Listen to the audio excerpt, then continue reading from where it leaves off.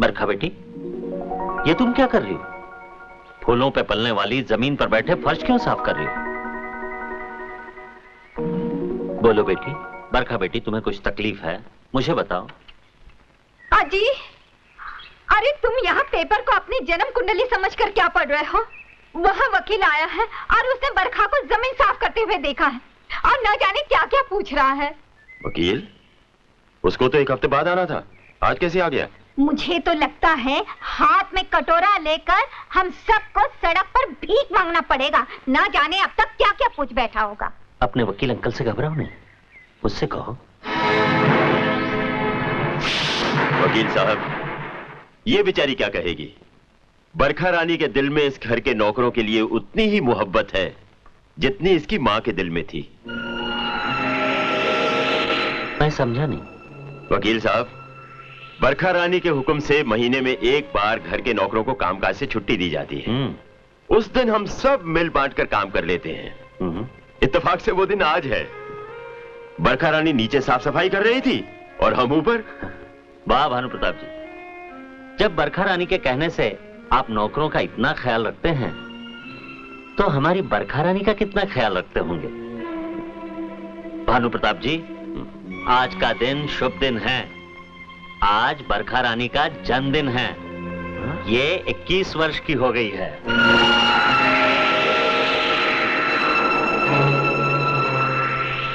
आपको शायद याद होगा, वसीयत के मुताबिक बरखा 21 वर्ष की होने पर अपनी तमाम जायदाद और दौलत की इकलौती मालिक बन जाती है।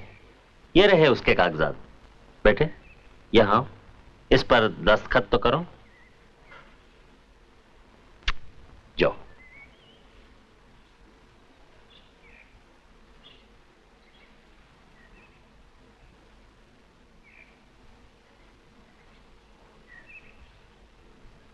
वकील साहब, आज हम अपनी सबसे बड़ी जिम्मेदारी निभाने में जीत गए।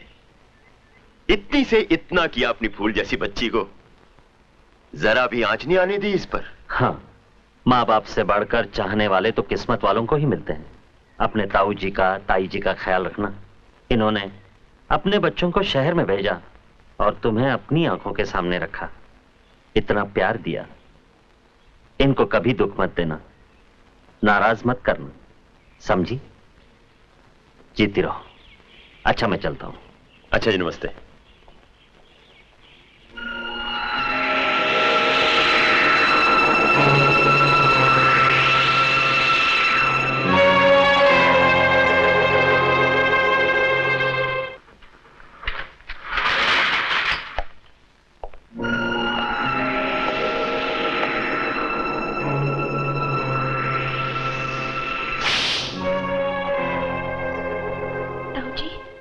हमने तो कोई गलती की ही नहीं, फिर ये। तेरी तकदीर ने तुझे सारी जायदाद और दौलत की अकेली वारिस बनाकर तुझ पर बहुत बड़ी गलती की है।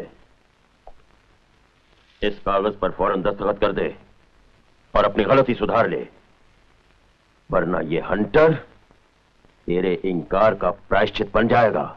हमें मारिए नहीं ताऊ जी, हम कोई गलती नहीं करेंगे। हम अभी दस्तखत कर देते हैं।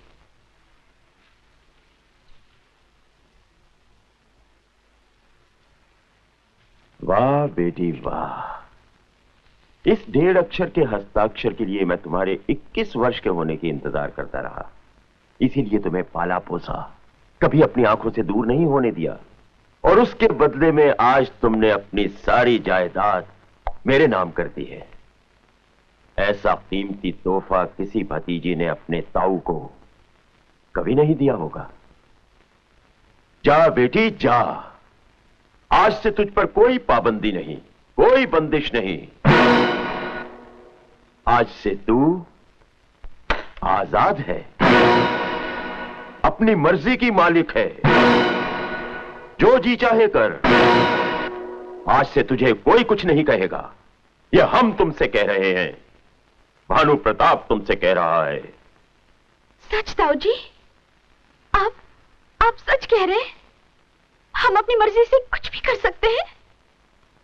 हमें अब फर्श साफ नहीं करना पड़ेगा? क्या हम कहीं भी जा सकते हैं? जो जी चाहे कपड़े पहन सकते हैं। आंखों में काजल, पाँव में पायल, माथे पे बिंदिया, हाथों में चूड़ियां, हम ये सब पहन सकते हैं। ताऊ जी, इतने से दस्तखत से आपने हमें जीने का हक वापस कर दिया। आपने हमसे ये बचपन में क्यों नहीं लिया ताऊ जी? ताऊ जी, रोशन भैया, सुना तुमने? ताऊ जी ने हमसे दस्तखत लेके हमें आजादी दे दी। अब हम जी सकते हैं, कुछ भी कर सकते हैं। हाँ, पूछो, ताऊ जी ने ही कहा। हाँ, पूछो। अब हमें कोई कुछ नहीं कह सकता।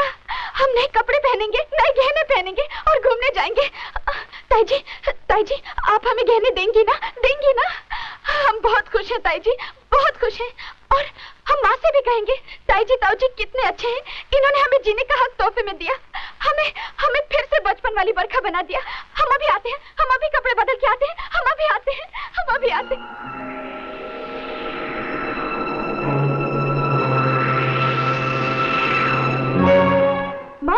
माँ देखो, अब हमें कोई तकलीफ नहीं है। हम जो जी चाहे कर सकते हैं। देखो, हमने नए कपड़े भी पहन लिए हैं, अच्छे हैं ना? हम सूरज से भी मिल सकते हैं। वो बहुत अच्छा लड़का है माँ।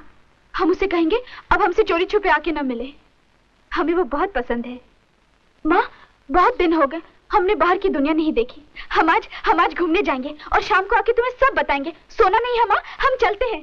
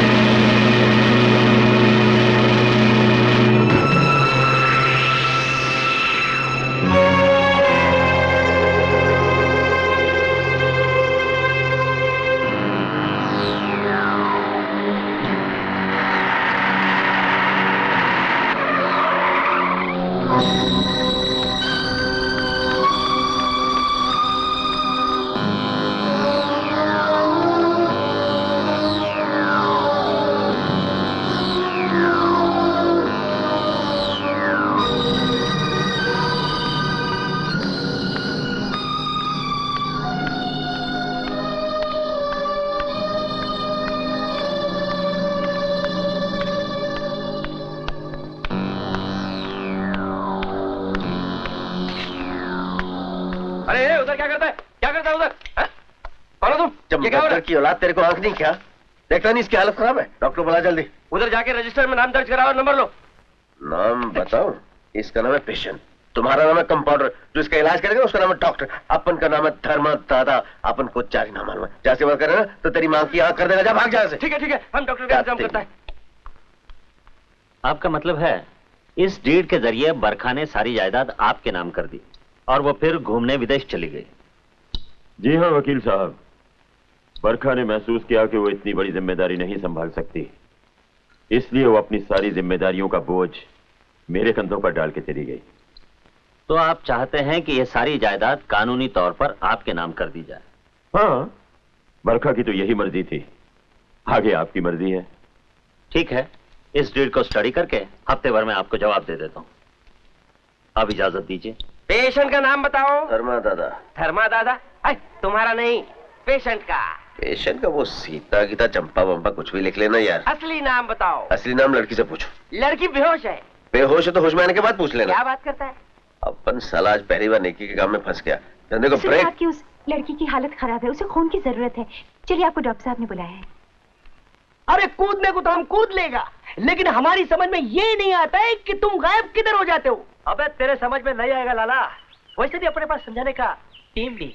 अभी क्या है, तेरे को कूदना है तो कूद, नहीं तो मेरा 5 का नोट ला। नहीं, हम कुत्ते हैं, हम कुत्ते हैं। हाँ कुत्ते। क्या कुत्ते? हाँ कुत्ते हैं। हाँ कूदते हैं, कूदो। पिंड कहाँ गया? किधर गया? कहाँ गए सैया हमारे? हाँ, वहां सपने में जहां देखा था ठीक वहीं पाया।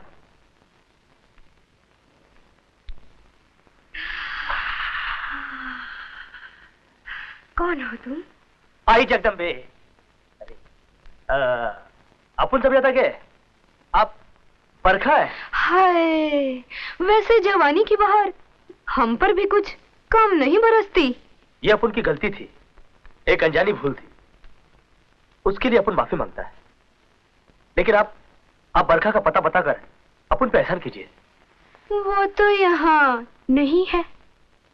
नहीं है? कहाँ गई? भाग गई अपने किसी यार के साथ। नहीं, बरखा अपन को मिले बगैर जा ही नहीं सकती। हाँ, ये नामुमकिन है। अपन उसे ढूंढ निकालेगा अपन। अब स्टडी का मजा आएगा डैड। तुम जरा खबरदार रहना। Good morning Bhanu Pratap ji. Good morning. नमस्ते जी। कहिए, कुछ नाश्ता वाश्ता कीजिएगा? नो थैंक्स, आइए। हाँ, मैं अभी आया। बैठिए। जी, मैंने बरखा के साइन किए हुए डीड की कॉपी इन ट्रस्टीज को दे दी है। इन्होंने भी उसे स्टडी कर लिया है। भानु प्रताप जी, तमाम कागजात स्टडी करने के बाद हम लोग इस नतीजे पर पहुंचे हैं कि यह सारी प्रॉपर्टी और कारोबार अकेले में बरखा के दस्तखत कर देने से आपके नाम नहीं। बरखा को कोर्ट में आकर हम ट्रस्टियों को गवाह रखते हुए जज के सामने एफिडेविट देना होगा। तब जाकर सारी जायदाद और कारोबार चलाने का हक कानूनी तौर पर आपको मिलेगा। और अगर बरखा वापस नहीं आई तो? कमाल कर रहे हैं, भला बरखा अपने घर वापस क्यों नहीं आएगी? नहीं वकील अंकल, डैड का मतलब ये नहीं है। वो तो खाली पोजीशन जानना चाहते हैं कि अगर बरखा दीदी वापस नहीं आई तो। देखिए, मैं आप लोगों को एक बात साफ साफ कह देना चाहता हूं। अगर कुछ अनहोनी हो जाए तो स्वर्गीय श्रीमती दीपा देवी के वसीयत के अनुसार सारी दौलत और जायदाद धर्म के कामों में लगा दी जाएगी। इसलिए भानु प्रताप जी, बरखा बेटी जहां कहीं भी हो उसे आप फौरन बुला लीजिए।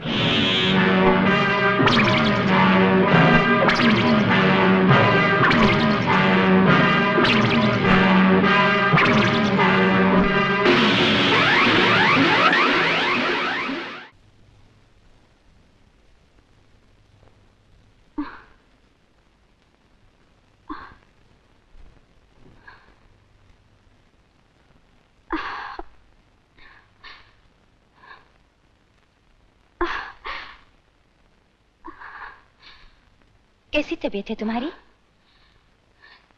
ठीक हूँ। मुझे यहाँ कौन ले आया? वही जिसका एक बॉटल खून तुम्हारे जिस्म के अंदर है, वरना तुम्हारा बचना मुश्किल था। खून? मुझे खून किसने दिया? धर्मा दादा ने। धर्मा दादा? कहाँ रहता है ये धर्मा दादा?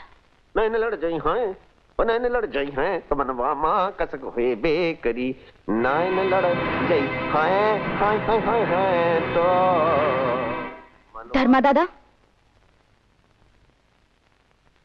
अरे तुम इधर क्या आए ला? अपन का क्या एक बाटली खून काम पड़ेला था, लेकिन अभी अपन तुमको एक बूंद खून भी नहीं देगा। भला पूछो क्यों? अब अपने दारू पीला है, अपन का एक बूंद भी खून तुम्हारे अंदर गया ना तो बेवड़ा हो जाएगा। इसलिए फूटो यहाँ से। क्यों दिया? क्यों दिया? नहीं देता तो तुम्हारा ये नाड़ी बंद हो जाता, तुम ऊपर चला जाता। क्या जरूरत थी मुझ पर इतना बड़ा एहसान करने की? मेरी रगों को अपना खून देकर मुझे जीने पर मजबूर क्यों किया? देवा रे देवा, अजीब खोपड़ी का छोकरी है। एक तो अपन ने सड़क से उठाया तुम्हें, नहीं तो ट्रक वाले तुम्हारा पोस्ट बनाकर चिपका देते उधर। मामू उठाकर तुम्हें अस्पताल ले गया, अपना खून दिया, जान बचाई, ऊपर से बोलती है काहे को हमारी जान बचाई। मरने का इतना ही शौक है तो जाओ, जाकर मर जाओ। क्यों अपन के दारू का टाइम खराब कर रही है? जाओ जाओ जैसे। आज तो हम इस दुनिया से जाने के लिए ही आए हैं, वो भी सिर्फ तुम्हारे ही हाथों। अरे अजीब छोकरी है, पीछे पड़ गया अपन के। देखो अपन धर्मा दादा है, धर्मा कसाई नहीं है। मैंने का बहुत शौक है ना, तो अपने चच्चू के पास जाओ, 2 चक्कू मार देगा और तुम्हारा बुल्लू राम। कौन सा ताऊ? किसका घर? वो ताऊ जिसने 21 साल तक सिर्फ एक दस्तखत लेने के लिए हमें जिंदा रखा, और जब हमने अपना सब कुछ उनके नाम कर दिया तो उन्होंने हमें ही खत्म करने की कोशिश की। हमें उन तक पहुंचाने के लिए तुम्हें 500 रुपए इसीलिए दिए गए थे क्योंकि उस वक्त उन्हें हमारी जरूरत थी। मगर आज वो तुम्हें 5 फूटी कौड़ी भी नहीं देंगे, लेकिन हम तुम्हें तुम्हारी कीमत जरूर देंगे धर्मा। रुपए पैसे तो है नहीं हमारे पास, ये कुछ सोने के गहने हैं जो शायद तुम्हारी कीमत अदा कर सके। लोगों को तुमने जिंदगियां बहुत दी होंगी धर्मा, बहुत सी जानें बचाई होंगी। ये लो, आज हमें मौत दे दो धर्मा, हमें मौत दे दो, हमें मौत दे दो, हमें मौत की भीख दे दो धर्मा। चुप, क्या करिए, क्यों पाप चढ़ा रही है मेरे साथ?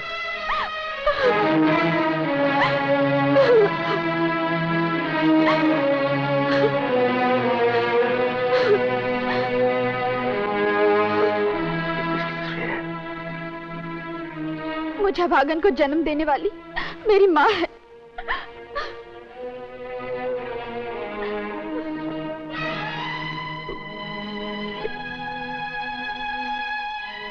ये तुम्हारी माँ है?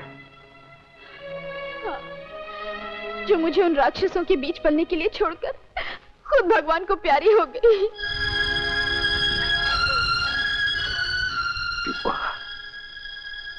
दीपा इस दुनिया में नहीं। दीपा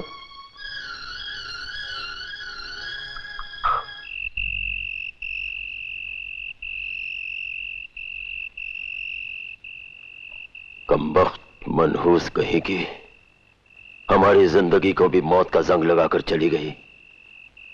कहां से लाऊंगा मैं उसे ट्रस्टीज के सामने? बड़ी डिंगे मारा करते थे, कहते थे पहले मैं तोलता हूँ बाद में बोलता हूँ। मैं कहती हूँ उसे जान से मारने की क्या जरूरत थी? सांप का सर कुचल देना ही बेहतर है, नहीं तो वो कभी भी डस सकता है। यही सोचकर मैंने उसे रास्ते से हटा दिया। लेकिन घबराओ नहीं शांति, हमारे हाथ में अमीरी की लकीर बहुत लंबी है। सारी जायदाद के वारिस हम होकर ही रहेंगे, आज नहीं तो कल। कल तक तुम लावारिस था, पर आज नहीं। जिस तरह वो कंस का राज नहीं चला था ना, अब तेरे चाचा का राज नहीं चलने दूंगा। आज से उस जायदाद की मालिक तुम हो। हमें क्या करना है ऐसी जायदाद का, ऐसी दौलत का? ये तुम नहीं बोल रहे हो बरखा, तुम्हारे अंदर बैठा वो साला डर बोल रहा है, और अपन उस डर का गला ही दबा देगा और एक ऐसी बरखा को पैदा करेगा जो बरखा नहीं, बिजली होगी, बिजली। ये लो,